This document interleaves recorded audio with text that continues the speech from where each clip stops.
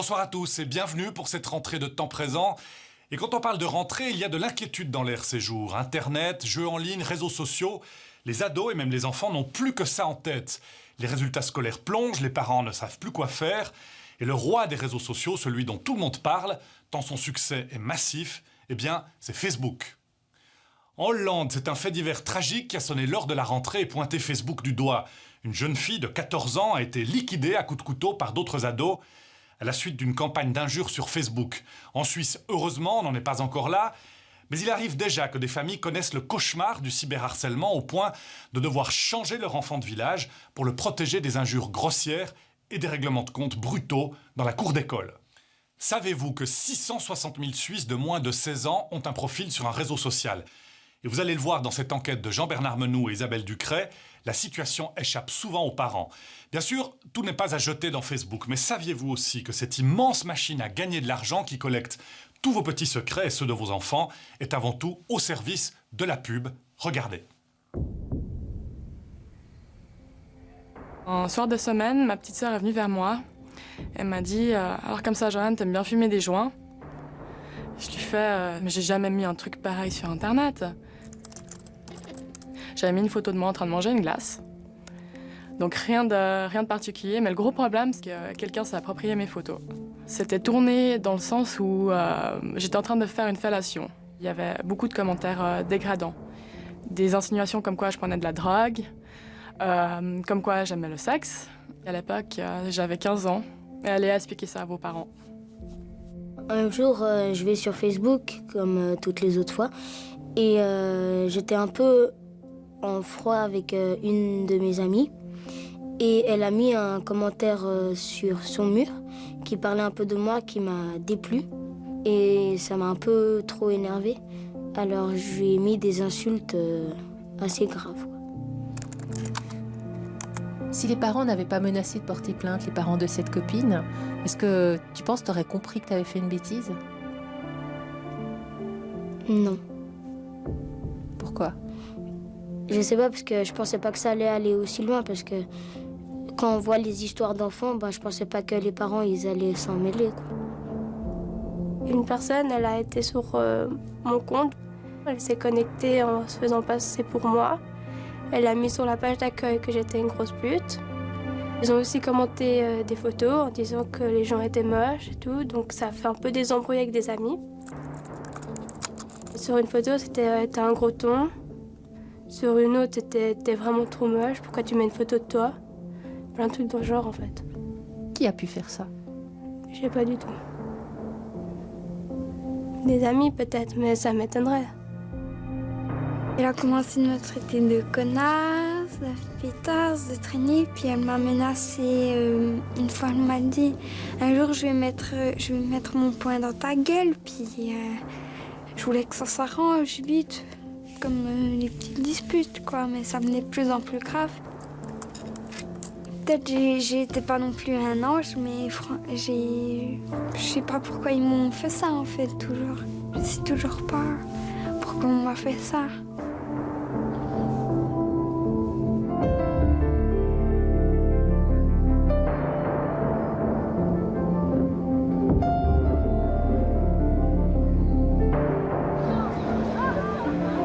Des situations comme celle-là, tout le monde en connaît. Les ados et les réseaux sociaux, c'est un coup de foudre, pour le meilleur, mais parfois aussi pour le pire. Ils fréquentent MSN, Twitter, YouTube, mais surtout Facebook. Cette plateforme numérique est en train de conquérir le monde. 900 millions d'utilisateurs, c'est plus que la population de l'Europe et des États-Unis réunis. Une mode bien visible, suffit de regarder la sortie des écoles. Tous les élèves sont connectés sur leur téléphone ou rêvent de l'être. En Suisse, 660 000 jeunes de moins de 16 ans ont un profil Facebook.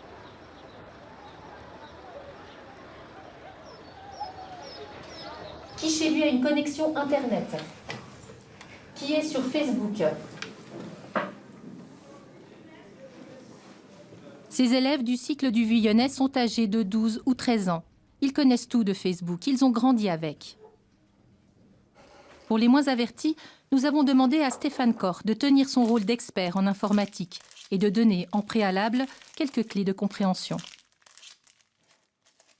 Alors Facebook, c'est un réseau social qui permet en fait de se mettre en relation avec des gens, ses amis, ses connaissances. Ça permet de partager des informations, ça permet d'inviter ses amis à des événements, de mettre en ligne des photos qu'on va aussi partager avec d'autres personnes. Donc vraiment, c'est un outil de socialisation. Comment ça marche? Montrez-nous. Alors, pour vous montrer, je vais utiliser mon profil, ce sera ce qu'il y a de plus simple. On se connecte, donc facebook.com, on se connecte sur son profil personnel qui correspond aux informations que je partage avec mes différents amis. Mais finalement, on se fait comment des amis sur Facebook?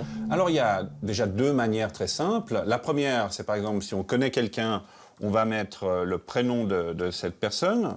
Par exemple, je mets Isabelle, et là, j'ai tout un ensemble de propositions qui me sont faites par Facebook, et je peux en choisir une parmi. Autrement, une autre possibilité, c'est d'utiliser ce qu'on appelle la recherche d'amis, qui va intégrer les écoles, les villes d'origine, tout un ensemble d'informations qui vont, entre guillemets, aider à Facebook à identifier des gens qui pourraient être potentiellement en relation avec nous.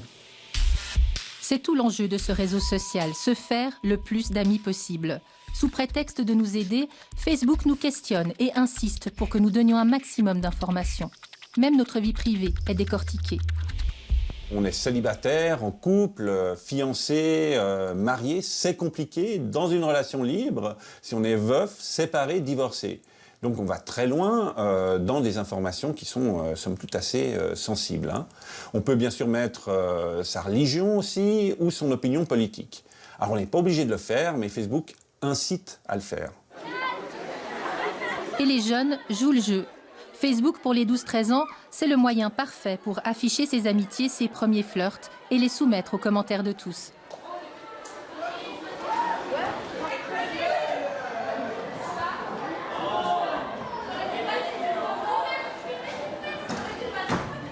Moi, j'ai mis que j'étais célibataire.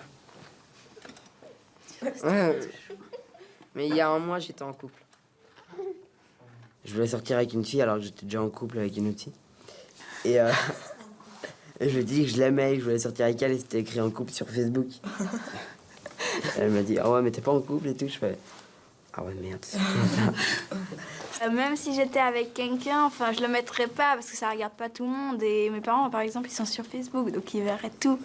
Donc ouais, enfin, je sais pas, après, ils font « et tout. Et, enfin, ouais, c'est souvent. Si je suis en couple, ben, je le marque, puis sinon, je le marque pas. Et puis les réflexions après, à côté, les commentaires?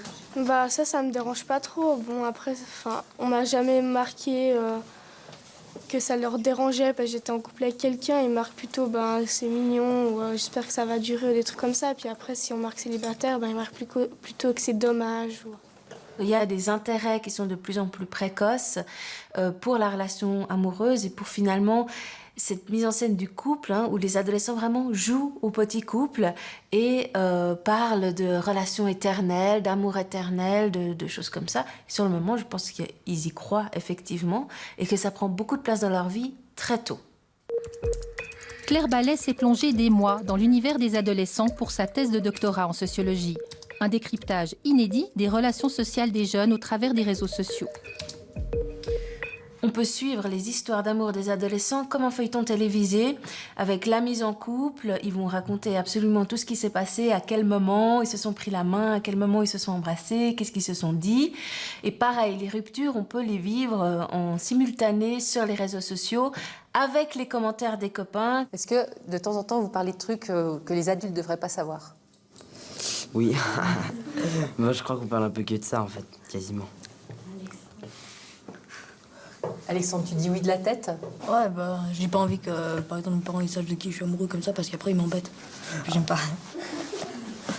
D'avoir des premières relations amoureuses qui interviennent très très tôt, souvent, bah, c'est déjà montrer qu'on est un grand et qu'on est capable de se former son propre réseau social. Et alors là, Facebook répond totalement à ce besoin, à cette logique, en leur offrant une plateforme où ils peuvent interagir les uns avec les autres librement, de manière autonome, et puis montrer qu'ils ont des amis, se mettre en scène avec ses amis, avec ses premières relations amoureuses, et ça c'est très précieux pour montrer qu'on est grand. Regarde Margot, c'est comme ça Facebook. Et pour les filles, être grande, ça passe souvent par une image provocante. C'est à nous là? Ouais. Mais bon, c'est vrai qu'après, faut pas trop déborder, parce qu'après, c'est vrai que Les garçons peuvent aussi un peu en profiter, on va dire, et puis mettre des commentaires un peu osés. Enfin, je vais pas dire « Ah ouais, là, je vais me faire une photo en mini-jupe ». Je vais pas sortir exprès une mini-jupe de mon armoire juste pour une photo de profil.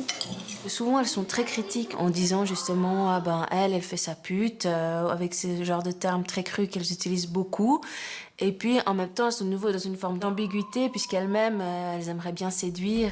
Et donc, il faut montrer qu'on s'assume et puis qu'on n'est pas coincé.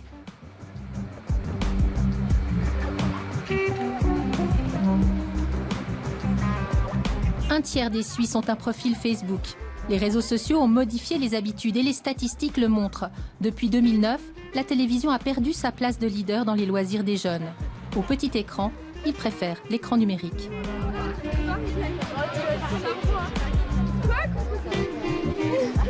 Ce qui change, c'est qu'avec les réseaux sociaux, les adolescents sont continuellement connectés les uns aux autres.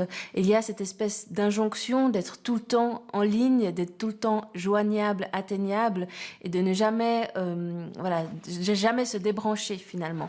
Il faut toujours montrer aux autres qu'on est des vrais amis, qu'on est sincère, qu'on est fidèle. Donc il y a vraiment, oui, il y a une pression sociale de toujours être dans l'affirmation de ses amitiés et puis de jamais vraiment se reposer puisqu'il faut sans cesse apporter la preuve du lien.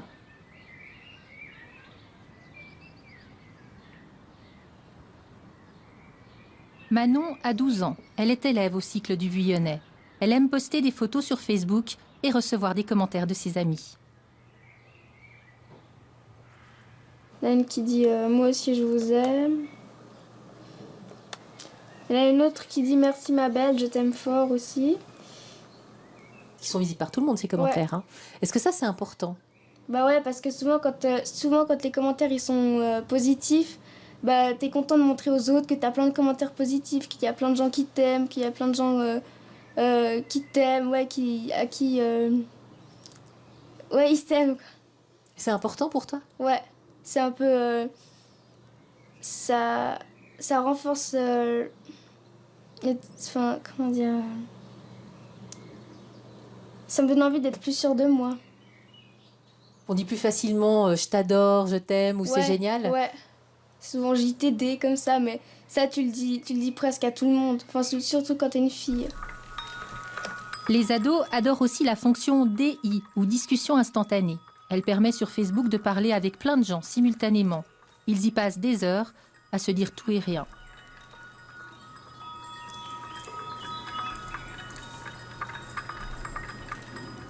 Bah souvent c'est assez banal, c'est coucou, ça va, tu fais quoi, rien, je geek, c'est tout.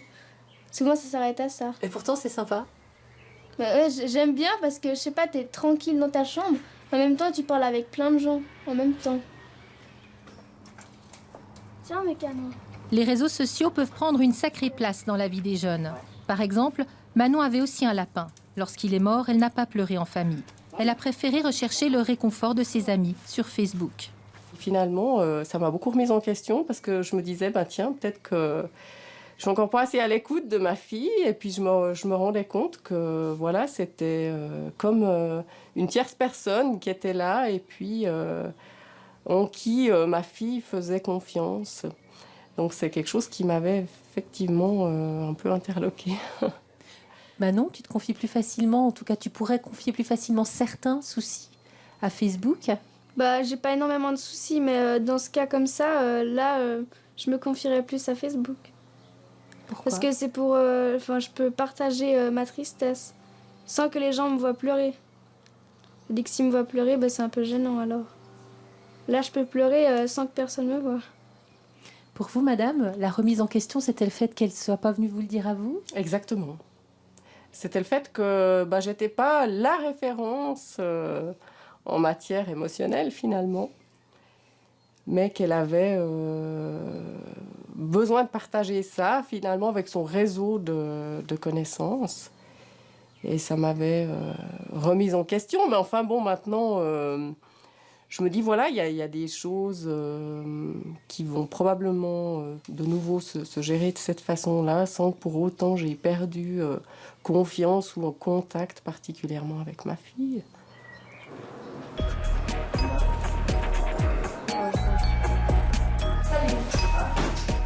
Arthur a invité chez lui Alexandre et Paul, ainsi que le papa de Paul. L'une des préoccupations des parents, c'est que les garçons sont fascinés, pour ne pas dire accros de l'écran. Lorsqu'ils sont connectés, plus rien d'autre n'existe.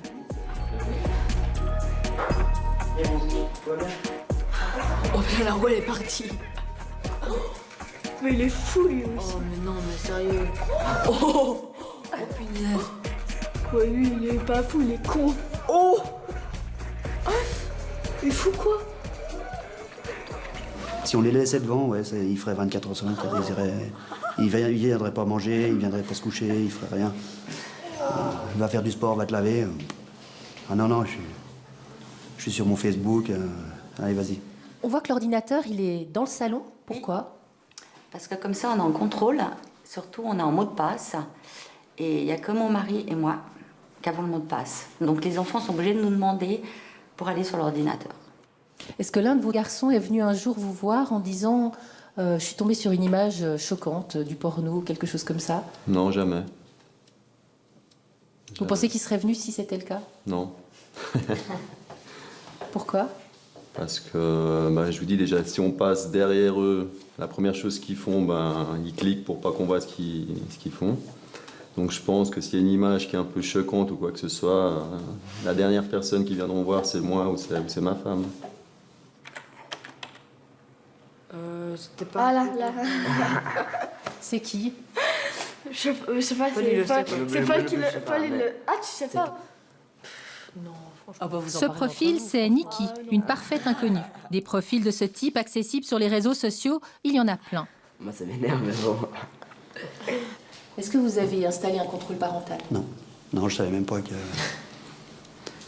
ça existait. Maintenant que je le sais, je vais peut-être l'installer. Vous le saviez pas avant? Non. On peut pas tout leur interdire non plus. Ils grandissent, il y a les choses de la vie. Non, après, du porno, non. On va pas pousser le porno, mais... Contrôler, mais on peut pas non plus être toujours à tout contrôler, à tout aller voir derrière. Ça devient pesant aussi. Là, c'est les garçons, ça les titille, donc... Oui, c'est normal. Ça m'étonne pas. Et c'est quoi qui les titille? Le sexe, les hormones, ouais, 13-15 ans, ça bouge, hein. Donc, un profil de fille, il cherche, ouais. Alors, c'est sûr que maintenant qu'on en parle comme ça, il n'y a qu'un pas pour aller sur le porno. Ils peuvent regarder un film porno sur l'ordinateur? Oui. Ah bon? Ah ouais. Ça, on peut pas mettre comme à la télé, bloqué? C'est ce qu'on a c'est ce qu'il faut faire. Ouais. Donc c'est ce qu'on va faire. On a réalisé avec un expert qu'en 2 clics, vous êtes sur du porno sans même le chercher. Ah, bien sûr. Ouais. Vous qui avez des garçons... Super. Ouais. On va en apprendre des choses. Génial. En 2 clics, vous dites. Non. Et effectivement, notre expert nous en a fait la démonstration. C'est d'une facilité déconcertante. Facebook offre beaucoup d'opportunités de partage, beaucoup de choses sympathiques, mais par exemple, si on utilise un mot comme « sexy », qui n'est pas un mot vraiment choquant à la base, hein, très utilisé par les jeunes, on va avoir un certain nombre de propositions qui sont faites par Facebook, et si on clique sur cette page, on va arriver, oui, sur une photo, entre guillemets, sexy, qui, à prime abord, ne semble pas trop, dérangée.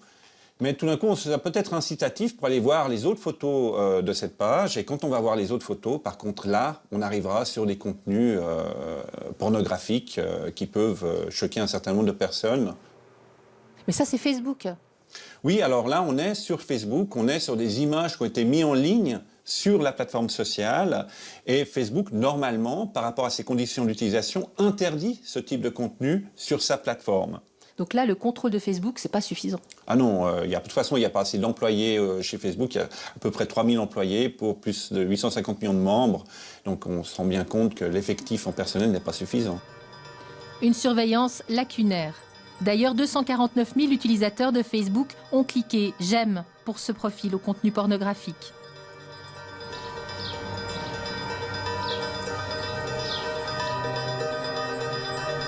Est-ce que ça vous est déjà arrivé de tomber sur des images porno? Manon. Moi, ça m'est déjà arrivé de tomber sur une image porno parce qu'en fait, je voulais regarder un film. Et puis après, je sais pas, tout d'un coup, il y a un bug. Ça m'est arrivé, puis il y a une image vraiment atroce qui est arrivée. Est-ce que tu peux me décrire cette image atroce? Alors, c'était une fille qui était couchée. Et Elle était couchée sur une table et puis il y avait comme un peu, je sais pas, un truc qui coulait de chez elle. Puis après, elle les mettait dans un verre. Après, j'ai quitté parce qu'il y avait la croix, mais j'ai rien fait pour tomber là-dessus. Je sais pas pourquoi. En plus, c'était un site légal. Puis c'est arrivé comme ça. Après, j'ai vite quitté. Quand on tombe, enfin, on cherche des photos chou comme ça, et ben on tombe là-dessus. Et des fois, pour certaines personnes, ils sont contents. Et pour d'autres, ils sont pas contents. T'as l'impression que les garçons, ils cherchent un peu ces images? Ouais, quand même. En même temps, je me dis que c'est un peu normal, c'est un peu la nature des garçons, un peu comme ça. Bah oui, les garçons, ils ont envie de savoir, ils ont envie de chercher. Mais pas tous.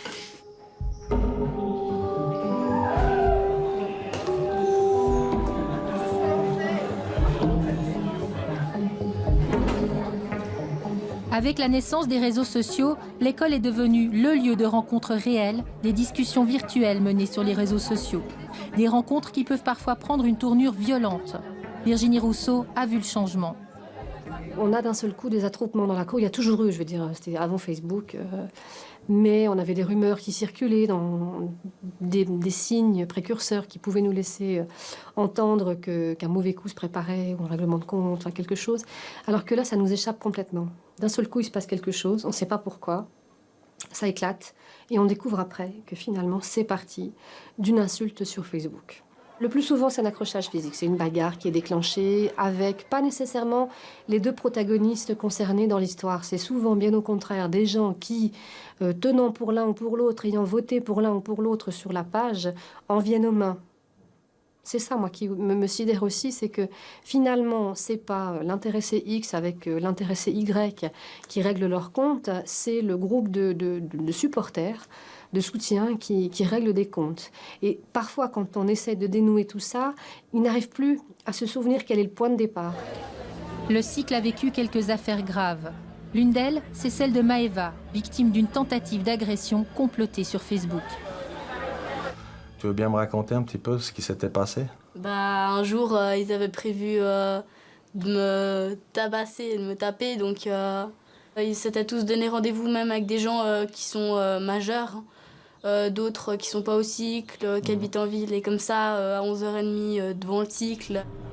Maëva n'était même pas sur Facebook. Des camarades lui avaient créé un faux profil avec un surnom ridicule. Ils la harcelaient sans arrêt à l'école et en ligne.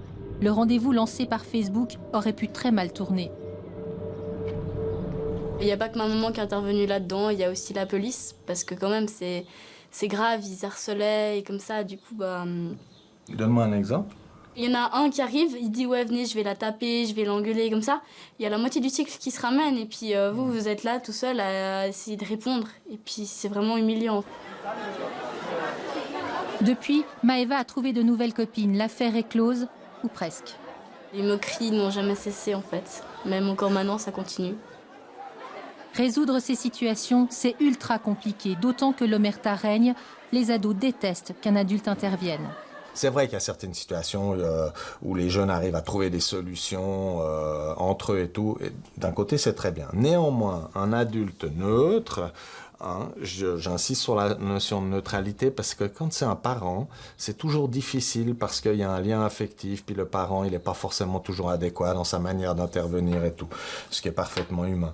Néanmoins, si c'est un adulte neutre, il va pouvoir permettre aux jeunes de comprendre dans un premier temps ce qui s'est passé. Parce que pour moi, c'est ce qui est le plus important. C'est qu'est-ce qui fait que je suis en conflit avec telle ou telle personne. Qu'est-ce qui s'est passé dans notre relation pour que ce soit pareillement conflictuel?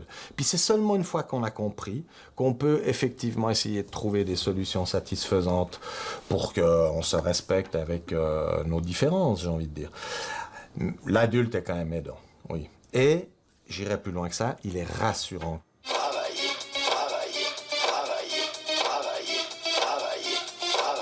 C'est le refrain qui chante.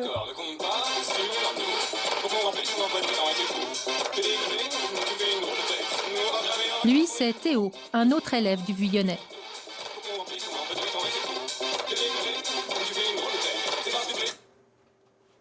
Et Il passe du temps sur Facebook et soigne son profil. Je suis pas accro, mais si on m'enlèverait Facebook, je pense que ça me ferait un gros choc. J'aime bien exprimer tout ce que je fais, montrer les photos, et puis souvent, c'est comme on peut dire des tripes. Si on met des photos marrantes, et après tout le monde commente, puis on rigole bien. J'ai un ami, il a mis une photo, et elle était super marrante, la tête qui tirait. Et on a rigolé, on a mis plein de commentaires, et moi, je me suis trop marrée. Est-ce qu'il a envie de vous montrer ce qu'il fait? Non. Non. C'est pas l'âge, hein? C'est pas l'âge, et puis... bon, des fois, tout d'un coup, je passe derrière, il est dessus. Alors, il y a des photos, évidemment. Moi, je suis curieuse, donc j'ai envie de regarder. Alors, si c'est OK pour lui, il me montre, mais après, il faut vite que je parte. Mais s'il est en pleine discussion, en visioconférence, je sais pas comment ils appellent ça, où ils se parlent, non, là, c'est exclu. Voilà. Et pour vous, est-ce que peut-être entre hommes, on se montre plus facilement? Est-ce qu'il vous montre ce qu'il fait? Je pense que vis-à-vis de moi, c'est plutôt le contraire. Ouais, c'est verrouillé. Mais peut-être aussi parce qu'il sait que je maîtrise un tout petit peu mieux que sa mère l'outil informatique. Vous avez l'impression qu'il en sait plus que vous? Largement. Et ça, c'est dérangeant comme situation? Non, c'est pas dérangeant. Ce qui est plutôt embêtant, c'est de pas du tout maîtriser ce qu'ils font. Ouais, mais c'est pas plus dérangeant. C'est simplement qu'on s'inquiète que ce soit justement pas malsain. Est-ce que ça l'a été? Oui, clairement oui. Dans le journal du profil Facebook de Théo, une photo attire le regard. C'est quoi cette photo? Ça, c'est la photo à mon anniversaire. En fait, c'est un peu comme un rituel. À la base, c'est ton anniversaire et à peu près chaque personne achète un pack de farine pour 2 ou 3. Un pack de farine, comme ça à peu près. Et on l'ouvre et on le verse sur la personne. Ça, c'est marrant, il rentre, il a un peu de farine et tout ça. Et après, ça peut dégénérer. Donc après, il y a des gens qui ont rajouté des trucs et ça peut aller à farine, œufs, lait, ketchup... comme ça. Alors moi, pour mon anniversaire, j'ai eu le droit à la farine, aux œufs et au ketchup. C'est pas marrant, mais c'est pas... Je veux dire, c'est pas blessant. Bon, t'as pas l'air très heureux sur la photo quand même. Hein. Oui, bah en même temps, je me sentais un peu dégueu et j'allais prendre le bus avec plein de gens dedans. C'est quoi les commentaires qu'ils ont mis à côté? Tu me les lis? Alors, trop salaud, haha, dans ta gueule. Ça, c'est pour rigoler, hein, parce qu'il a mis un petit cœur. C'était dégueu son dos et voilà. Après il y a haha dans ta gueule. C'était marrant, haha dans ton cul. Plus d'une dizaine de commentaires, tous sur ce même ton. Les parents ont beaucoup réfléchi à la réaction à avoir.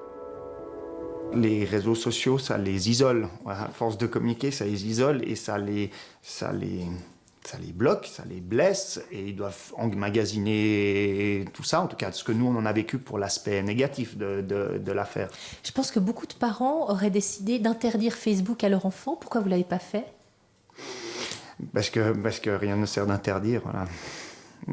Parce qu'aujourd'hui on ne peut pas, notre fils a un iPhone maintenant, on aurait pu retarder l'échéance, on sait que ça ne l'empêchera pas d'aller dans un internet café à partir du moment où il a de l'argent de poche, donc à un moment donné il faut lui interdire l'argent de poche, il faut lui interdire de sortir, dans la période dans laquelle on vit, je pense qu'on ne peut plus interdire. Surtout qu'il sache que quoi qu'il arrive, il n'est pas tout seul. Enfin, il y a toujours des solutions, justement, de discuter soit avec nous, soit avec les enseignants, soit avec des copains. Mais enfin bon, que les choses se règlent et puis parce que des fois, il se retrouve quand même tout seul face à l'écran et puis ça peut prendre une ampleur qu'on n'imagine pas. Courgenay, petit village du Jura, sans histoire. Et pourtant, une écolière l'an dernier y a souffert pendant des mois de cyberharcèlement. Cette petite fille, c'est Manon. Elle a maintenant 12 ans. On est où ici, Manon? On est à Cornol, dans mon école. Est-ce que c'est une nouvelle école pour toi? Oui, c'est une nouvelle école.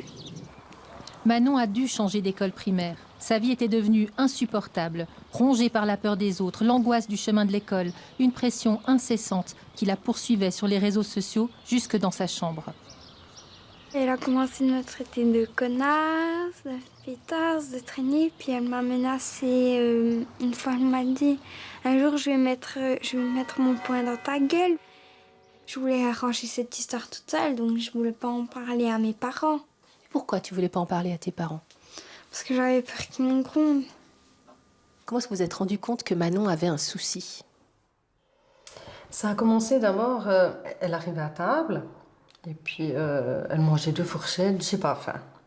Elle nous répondait, mais sur un ton...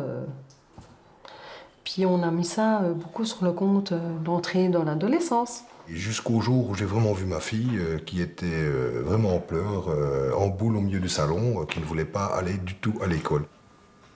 Oui, je dormais plus, puis je voulais rester à la maison en fait. Encore quand j'y pense, ça me fait mal. Hein. C'était vraiment un cauchemar. Vous pensiez qu'elle en était à quel stade à ce moment-là, Manon? Je pense que limite dépression, ouais. C'était vraiment arrivé au bout de la corde. C'était... Le fait de se lever et d'aller à l'école était impensable. Donc, elle ne pouvait plus y aller. C'est la maman qui découvre l'ampleur du cyberharcèlement en fouillant dans l'ordinateur, dans l'historique des conversations de Manon. J'ai été abasourdie de lire ce que je lisais sur la violence des insultes, des mots, des choses qu'on pouvait dire qui, je sais pas, pour une enfant de 12 ans, moi ça me dépassait complètement. Comment tu arrives à garder la force de résister à tout ça? Ben, je sais pas, c'est un peu dur, mais bon, j'ai quand même... Enfin, j'ai pas dit à mes parents, ils l'ont découvert, mais heureusement qu'ils étaient là, parce que sinon j'aurais rien pu faire toute seule. T'as encore peur maintenant? Je peux même pas aller au kiosque chercher quelques bonbons sans avoir l'angoisse de les retrouver. Puis il y a bientôt la fête au village, tu vas y aller? Je sais pas. Je sais pas si je vais y aller. À cause de ça? Donc c'est pas résolu tout ça? Non. Début janvier, la famille porte plainte. Puis plus rien, un silence lourd pendant des mois. En mai, nous contactons le juge du tribunal des mineurs. Il nous assure alors que la procédure sera accélérée. La médiation pénale a lieu finalement en juin, mais il aura fallu des mois de souffrance. Et moi, ce qui me rend en colère, c'est vrai, c'est qu'une victime, qui est notre fille, doive quitter et aller dans un autre village, prendre le transport public, se débrouiller, prendre le... Donc aller dans une autre école, certes, c'est très bien, une nouvelle copine, mais la victime doit partir. Et ça, c'est quelque chose que j'ai du mal à gérer. D'ailleurs, vous étiez pas loin de... Vous en alliez tous, non? Ah, si on n'aurait pas construit à Courgenay, on aurait déménagé. Maître Fanti? Bonjour. Bonjour, vous intéressez beaucoup aux réseaux sociaux, pourquoi? Écoutez, je crois que les réseaux sociaux aujourd'hui, ça fait partie de la vie des gens. Ils ont une vie tout à fait ordinaire, c'est-à-dire comme vous et moi, on prend un café, on discute, on se rencontre. Et puis ils ont une deuxième vie qui est une vie numérique qui se passe sur les réseaux sociaux. Alors je vais vous montrer par exemple ce qu'on fait avec les réseaux sociaux aujourd'hui et quelle est notre activité. Cet avocat de Sion gère 1 ou 2 situations par semaine de dérives liées aux réseaux sociaux. C'est beaucoup. Il a décidé de produire un clip de prévention auprès des jeunes, suivant l'adage « mieux vaut prévenir que guérir ». C'est traîner avec des potes, pas tellement dehors, mais plutôt autour d'un bloc. Nous... Car son expérience le confirme, les sanctions sont faibles et la justice dépassée. Malheureusement, et je le dis très objectivement, les juges des mineurs ont une fâcheuse tendance à minimiser ce type d'actes et ils ne sont pas suffisamment sanctionnés. Les gens qui commettent une infraction contre l'honneur devraient être sanctionnés pour leur acte. Donc là, ça peut être une amende. On le sait, le tribunal fédéral, de ce point de vue-là, a une jurisprudence assez claire. Mais on devrait pouvoir obtenir l'effacement de ces données, et ça coûte des milliers, voire des dizaines de milliers de francs. Le jour où vous avez quelqu'un qui a traité une jeune fille de P, 3 petits points, et puis qui se fait condamner à 400 francs d'amende, mais à 35 000 francs pour effacer ce commentaire-là de tous les réseaux sociaux, plus personne ne publiera ce type d'informations sur Internet. C'est pour ça qu'il faut absolument que les juges comprennent qu'aujourd'hui, si vous voulez, le dommage subi par la victime, il est double. C'est un dommage dans la vie ordinaire et c'est un dommage qui est beaucoup plus important, exponentiel et illimité dans la vie numérique.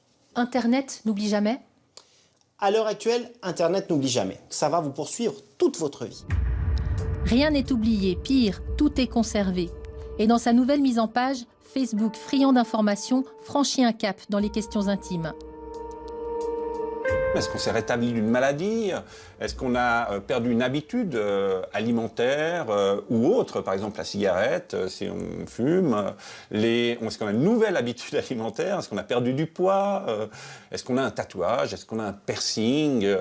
Quand est-ce qu'on a donné notre premier baiser, par exemple? Des informations anodines au premier abord, mais qui, à la réflexion, ne sont pas à mettre entre toutes les mains. Samy Cole étudie ces questions de protection des données. Et là, il tire la sonnette d'alarme. On vous dit gentiment, on ne vous met jamais le pistolet sur la tempe. Ah, vous pourriez nous renseigner sur ce que vous aimez comme musique, comme cinéma, comme etc., etc. Tout est fait, bien sûr, pour qu'on produise de l'information, puisque c'est avec cette information qu'ils font leur beurre, bien entendu. Pourquoi c'est un problème finalement? C'est pas très grave. C'est un gros problème parce que déjà, pas forcément tout le monde est au courant. C'est quand même un problème, il y a une forme de tromperie quelque part. Et c'est un problème quand même parce que ça peut atteindre la sphère privée des gens. En fait, ce qu'il faut bien comprendre avec Facebook, c'est qu'il n'y a plus de sphère privée. La plateforme a le droit de disposer de tout ce que vous mettez sur votre profil et c'est parfaitement légal. Lorsqu'on ouvre un compte, on lui offre ce droit en cochant la case des conditions générales d'utilisation. Des conditions touffues, mais imparables. Toutes les données que vous laissez sont récoltées savamment. Elles sont moulinées par des logiciels dits de data mining, d'approfondissement des données. On dégage des données extrêmement sensibles sur vous et on vend ces informations à des sociétés de marketing qui vont faire du profit, qui vont vous proposer des produits, qui vont eux-mêmes revendre ces informations à d'autres sociétés d'études de marché. C'est énormément d'argent. Facebook, c'est une mine d'or pour les publicitaires? Absolument. C'est pour ça que Mark Zuckerberg est devenu milliardaire. Mark Zuckerberg, créateur de Facebook et un look d'éternel adolescent. En 2004, il voulait un outil pour draguer les filles. Il se retrouve à 28 ans à la tête de l'une des plus puissantes entreprises du monde.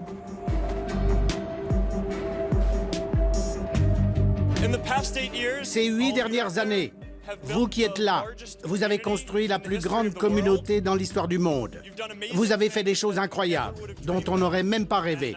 Et je suis impatient de voir ce que vous allez encore faire.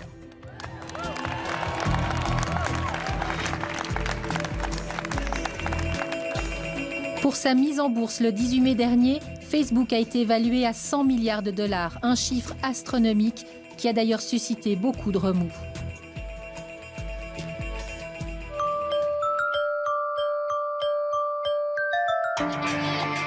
Le domaine est encore balbutiant en Suisse, mais la publicité sur Facebook représente une révolution dans la manière de concevoir le marketing. La société WNG à Lausanne est leader en Suisse romande. Nous leur avons soumis un exemple fictif pour comprendre comment ça marche. J'ai une chaussure, une basket plus précisément. Je voudrais la vendre. Comment allez-vous faire? Alors, c'est une chaussure de sport Star Wars, donc un modèle édition limitée. Là, en l'occurrence, on pourrait utiliser Facebook et son outil publicitaire Facebook Ads via un concours, par exemple.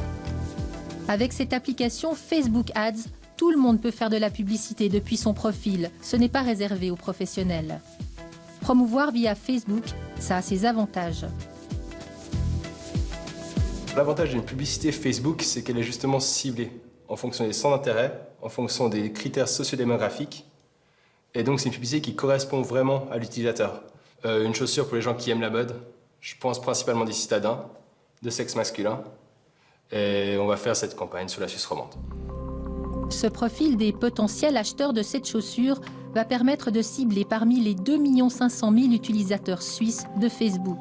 Alors on va cibler cette campagne par ville, donc Lausanne,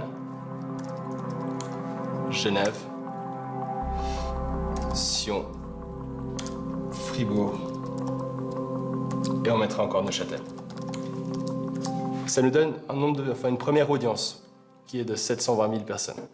On va continuer ce ciblage, donc par critère d'âge. Donc voilà, Star Wars, c'est quand même une cible qui pourrait commencer dès 16 ans et sur une cible jusqu'à 25 ans, car on est quand même sur un produit comme un peu marginal. Une cible, comme on l'a dit, masculine. les centres d'intérêt, donc très clairement Star Wars, des gens qui sont intéressés par les chaussures et par le sport. On travaille sur une chaussure de sport. Ça nous a un peu rafraîchi notre ciblage. On arrive sur maintenant une cible de 21 000 personnes. On est en Suisse romande, donc c'est des personnes qui parlent français. Alors on arrive à une cible de 10 000 personnes. Donc ces 10 000 personnes sont toutes les personnes ayant un compte Facebook qui correspondent aux critères que nous avons définis. On est passé de 2,5 millions de personnes à plus de 10 000, celles qui seront les plus susceptibles d'acheter cette chaussure. Le problème de la publicité ciblée, c'est que ça vous enferme dans une case. Que tout le monde ait accès à la même publicité à un moment donné, ça ouvre la possibilité que vous intéressiez à quelque chose qui ne correspond pas forcément à vos origines sociales, à vos goûts. Ça vous permet de découvrir des choses. Alors bien sûr, avec ces publicités, avec les réseaux sociaux, on dit oui, on vous fait découvrir des choses, mais on vous fait découvrir des choses qui sont toujours en rapport avec vos caractéristiques sociales. Pour dire ça simplement, ça enferme les gens dans des petites cases culturelles. Vous n'aimez que les films de guerre, par exemple, vous ne recevrez que des publicités vantant les films de guerre. Pas de doute en revanche sur le fait que promouvoir un produit par Facebook, c'est très bon marché. On paye au clic. Donc à chaque fois qu'un utilisateur Facebook ciblé par notre campagne aura cliqué sur la campagne. Ça coûte combien le clic? Alors, il n'y a pas vraiment une règle précise, mais on pourrait dire que le clic coûte entre 50 centimes et 1 franc. Donc ça veut dire que là, sur une campagne comme celle-là, avec 10 780 personnes ciblées, 50 centimes, 1 franc de clic, c'est quoi mon devis si je veux vendre cette chaussure? Alors pour un devis comme ça, de nouveau, on pourrait partir sur une campagne vraiment classique, des, mettons, 5 000 francs, jusqu'à une campagne beaucoup plus performante à 15 000 francs. Pour combien de temps? Là, on partirait sur un budget peut-être mensuel. Par rapport à la presse écrite, c'est beaucoup plus cher, c'est beaucoup moins cher? Alors une annonce, une demi-page dans un quotidien gratuit, coûterait environ le double, mais pour une journée. Ce qu'il faut savoir, c'est que Facebook ne donne jamais de nom ou d'adresse aux publicitaires, mais se fait payer à chaque fois pour diffuser la publicité à ses membres. Ça veut dire qu'à chaque campagne, vous réinvestissez de l'argent chez Facebook? Exactement. C'est assez malin de leur part. C'est assez malin de leur part et c'est comme ça qu'ils gagnent de l'argent. Beaucoup d'argent. Beaucoup d'argent, ouais. Nous avons bien sûr contacté Facebook. Au bout de plusieurs semaines d'échanges par email, ils ont finalement déclaré ne pas avoir de disponibilité pour répondre à nos questions devant la caméra. Bonjour tout le monde, c'est Mère Teresa, PGM, j'espère que vous allez super bien. Nous sommes à New York et les Russes ont envahi les rues de New York. Lui, c'est Elio, alias Mère Teresa, un collégien de 18 ans. Il commente ses exploits sur Call of Duty, un jeu de guerre ultra réaliste, réservé aux adultes, qui peut se jouer en ligne avec des joueurs du monde entier. Elio a commencé à poster ses clips sur YouTube il y a 1 an. Et le moins qu'on puisse dire, c'est qu'il a du bagou. On va parler du blackout du vendredi 20 avril. C'est vrai qu'au début, j'étais pas trop à l'aise. Mais au bout d'un moment, j'ai eu peut-être un peu plus d'aisance à m'exprimer par rapport à ça, et puis j'y ai pris goût, et puis j'ai enchaîné les vidéos comme ça, petit à petit. Je vais vite fait vous planter un peu le décor, histoire que vous vous rendiez compte de qu'est-ce qui est en train de se passer pendant cette partie. En gros, faut savoir qu'on était un jeudi soir avec quelques amis, à la base au jeu en domination, on faisait des bons modes. Elio entretient le lien avec ses fans. Il répond aux commentaires, souvent nombreux sur YouTube, et dialogue par son profil Facebook. C'est sûr, ça marche pour lui. Mes potes, ils ont dit ouais, ça marche vraiment très très bien, je dépasse les 500 000 vues par mois. Donc c'est un bon chiffre, il y a pas mal de personnes qui s'intéressent, tout ça. Et 500 000 par mois, et c'était pas la même chose il y a 2 mois? Non, exactement, il y a 2 mois, on était à la moitié. Plus on est connu, plus les gens parlent à leurs amis. Hey, j'ai vu ce gars sur internet, ça a l'air pas mal. Et puis voilà, ça fait un peu du bouche à oreille, et puis donc de plus en plus de clics, forcément. Du coup, avec tout ce succès, vous avez pu signer un contrat? Oui. Mais comment ça fonctionne? C'est tout simplement des publicités qui sont placés au début de mes vidéos ou pendant mes vidéos. Et justement, c'est par un système de publicité que tout fonctionne. Plus il y a de personnes qui vont voir les pubs, plus eux se font d'argent, donc plus ils me donnent d'argent également. Et vous gagnez combien? Je peux pas le dire, mais on va dire que ça se compte un nombre à 4 chiffres. Vous savez qu'il y a pas mal de jeunes qui ont des problèmes d'addiction. Comment vous avez fait, vous, pour éviter? Bah moi, à la base, quand j'étais petit, si mes parents ils m'avaient pas freiné un petit peu niveau minuterie ou bien niveau tu joues 1 heure, après t'arrêtes, s'ils m'avaient pas dit ça, moi j'aurais passé des heures et puis je sais pas où j'en serais aujourd'hui. C'est parce que mes parents, vraiment, ils m'ont imposé des horaires. Au début, je pouvais seulement jouer les week-ends, etc. Et petit à petit, ils m'ont lâché un peu plus pour que... Mais à la base, il y a eu vraiment... Ça a été strict.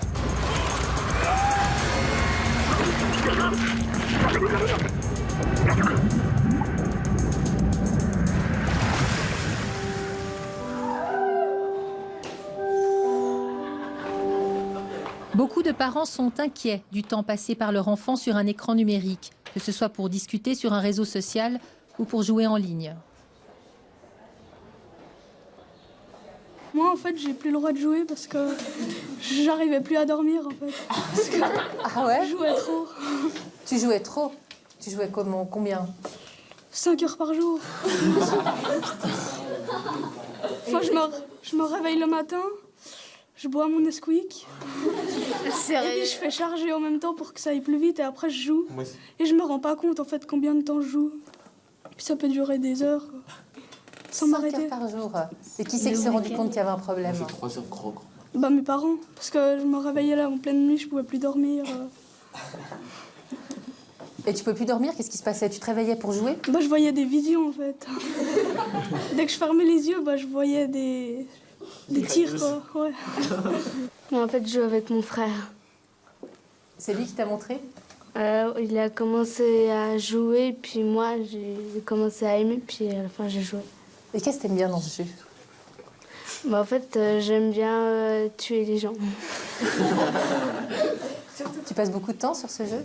Non, ça va. C'est-à-dire? Peut-être 1 heure. Par jour? Ouais. Et ton frère, il passe plus de temps? Oui. Il a quel âge? 9 ans. Il passe combien de temps?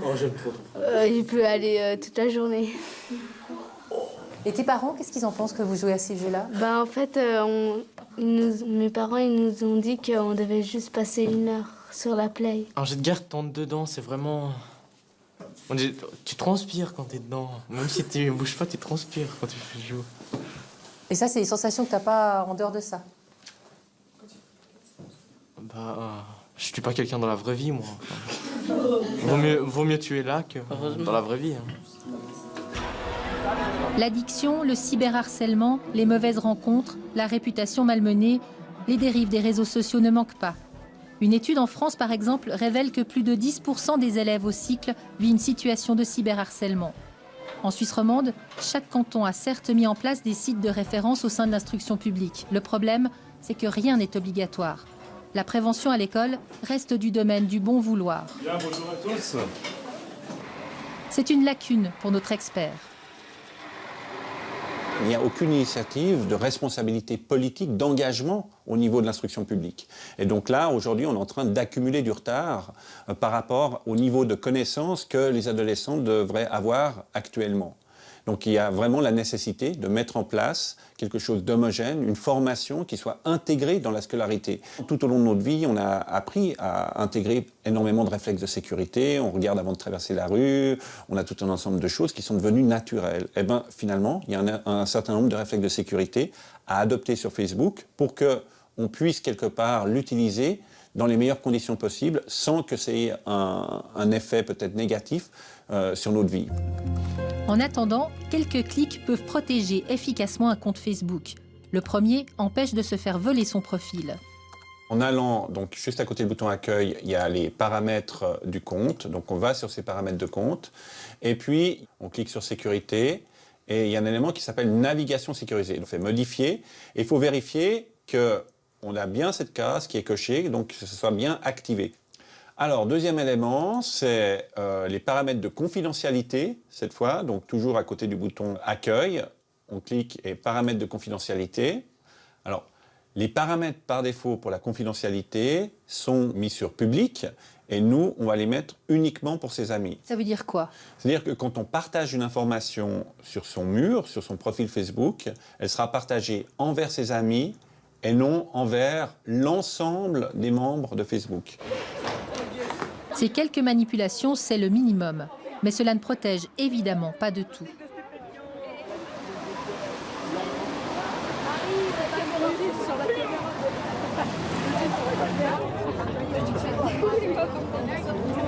Elle, c'est Lia. Elle a 12 ans et un profil Facebook depuis très peu de temps.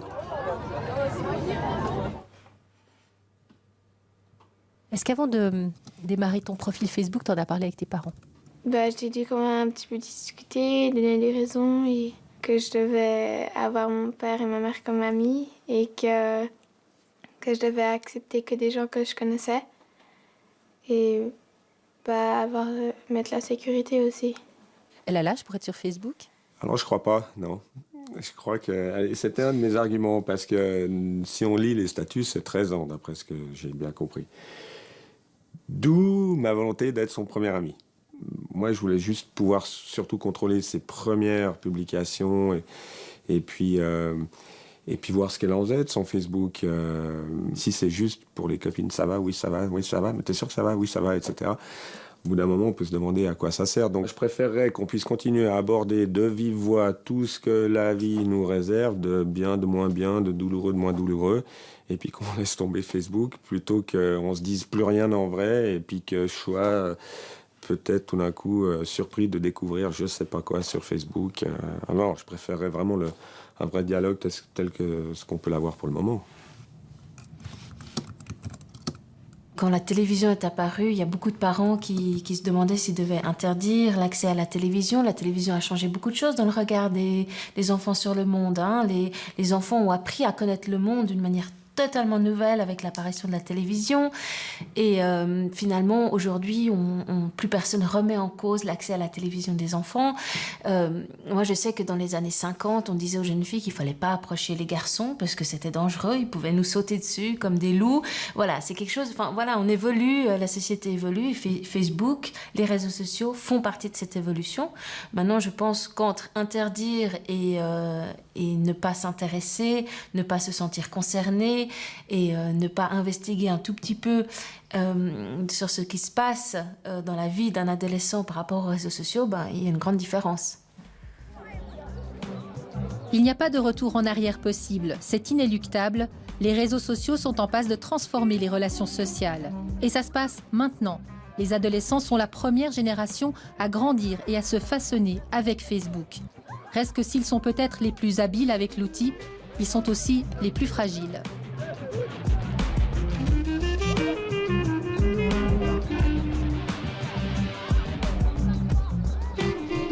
Nous avons invité sur notre forum Stéphane Corr, l'expert en sécurité que vous avez vu dans ce reportage et qui répondra à toutes vos questions. Nous mettons aussi une vidéo didactique à disposition sur notre site qui vous aidera à vous protéger. Et puis, il n'y a pas que les réseaux sociaux qui inquiètent les usagers d'Internet. Une autre menace prend une ampleur croissante, la fraude, en particulier l'escroquerie à la carte de crédit, par exemple en usant sur Facebook d'une fausse identité. Temps Présent prépare une émission sur ce thème, alors si vous avez vécu une telle expérience, que vous avez été victime d'un escroc, contactez-nous à l'adresse en surimpression. Un mot encore pour saluer le départ à la retraite de notre ami et collègue Marcel Schubbar, réalisateur et cinéaste de grand talent, producteur sensible. Cet homme de l'ombre que vous ne voyez jamais à l'écran a beaucoup donné à Temps Présent et va nous manquer. Nous lui souhaitons bon vent et bon vent aussi à son successeur, le réalisateur Blaise Piguet. Excellente soirée à vous tous, très belle semaine et à bientôt. Des petits bobos aux accidents mortels de la route ou au suicide, le service des urgences d'un hôpital est le carrefour de toutes les misères du monde et souvent de tragédies. Mais on y sauve aussi des vies et des âmes. Une équipe de Temps Présent a passé plusieurs semaines aux urgences du CHUV à Lausanne, où le nombre de patients augmente chaque année et où les week-ends sont particulièrement chauds.